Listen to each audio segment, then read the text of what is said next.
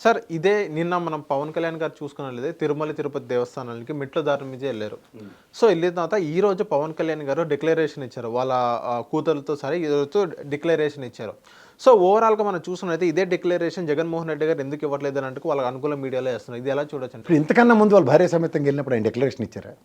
ఇప్పుడు ఇస్తున్నారు కదా, వాళ్ళు ఎందుకు అది ఇవ్వలేదు ఇప్పుడు అని question చేస్తున్నారు. వెళ్ళకుండా ఆయన ఎక్కడి నుంచి ఇస్తారండి? తిరుమల జగన్మోహన్ రెడ్డి గారు వెళ్ళి ఇచ్చారా లేదా అప్పుడు మీరు ప్రశ్నించండి. ఆయన ఇంకా వెళ్ళకుండా ఆల్లే సూళ్ళే కొడుకు పేరు సోమలింగం అన్నట్టు ఆయన ఇంకా తిరుమలకి వెళ్ళకుండా వీళ్ళు డిక్లరేషన్ ఇచ్చారు కాబట్టి ఆయన ఇస్తాడేవాడా?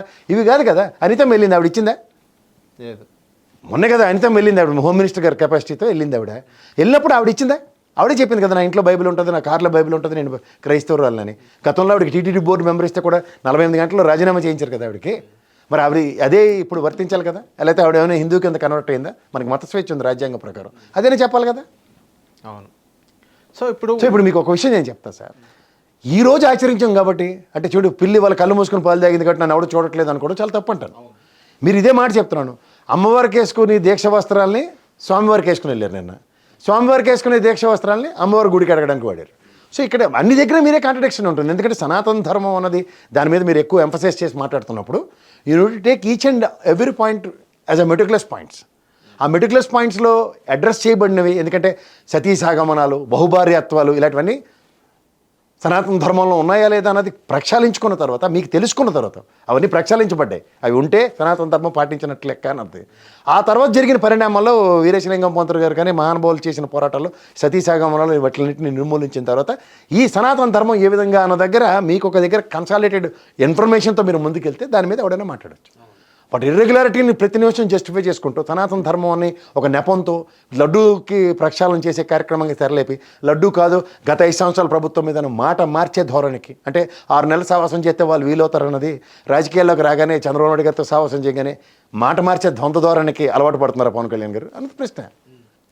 సో ఇప్పుడు ఏదైతే లాస్ట్ టైం కూడా జగన్మోహన్ రెడ్డి గారు వాళ్ళ భార్యతో కలిసి ఒకసారి కూడా వెళ్ళని పరిస్థితి, అండ్ ఇప్పుడు ఏదైతే నా మతం మానవత్వం అని అనే వ్యక్తి ఇప్పటిదాకా ఎందుకు డిక్లరేషన్ అంటూ ఇవ్వలేదని వాళ్ళందరూ ఇప్పుడు అనుకూల మీడియాలో ఇప్పుడు కొన్ని వీడియోస్ వస్తున్నాయి. నేను చెప్తుంది అదే sir, you're not getting my point.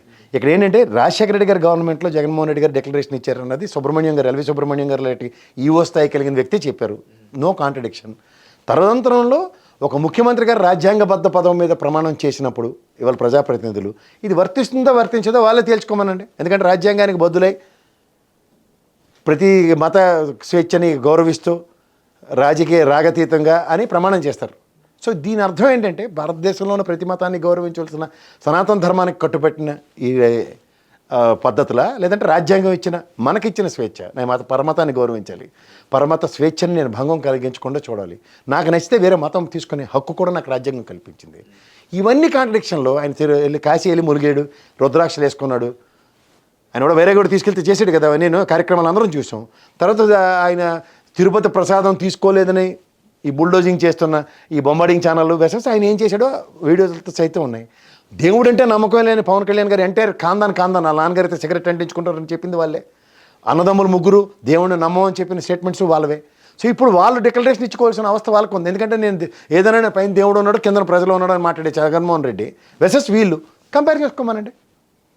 ఇప్పుడు దేవుడికి ఒక రూపం ఉందా లేదా, ఏ దేవుడిని నువ్వు కొలుస్తావు నాకేమైనా ఇది ఉందా? నేను అయ్యప్ప మాల వేసుకుని వెళ్ళినప్పుడు కింద వావరస్వామికి నమాజ్ చదువుకుని వెళ్ళా, ఏముంది, నాకు తప్పే ఉంది. సో అట్లా పరమతాన్ని గౌరవించే హక్కు మనకి రాజ్యాంగం కల్పించినప్పుడు ఆ మానవ హక్కులకి భంగం కలిగించే కార్యక్రమాలు తెరలేపుతున్నారని ఎందుకు కాంట్రడిక్షన్ అనుకోకూడదు మీరు?